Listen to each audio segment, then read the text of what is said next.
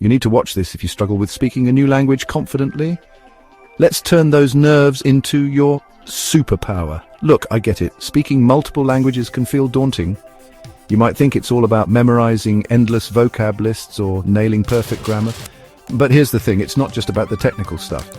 A huge part of being confident comes down to how you think about it, your mindset. Start with this shift. See mistakes as progress, not failure. Every time you stumble over a word or mix up a phrase, you're not messing up, you're learning. It's like leveling up in a game. Native speakers don't expect perfection, they're usually just happy you're trying. Flip that inner voice from "I sound dumb" to "I'm bold for doing this," and suddenly, you're not scared to open your mouth. Another big one. Stop thinking of yourself as bad at languages. That's a story you're telling yourself, not a fact. Replace it with, "I'm someone who's growing." Confidence isn't about already being flawless, it's about trusting you'll get better with practice. Think of it like working out. You don't lift the heaviest weight on day one, but you still feel good showing up.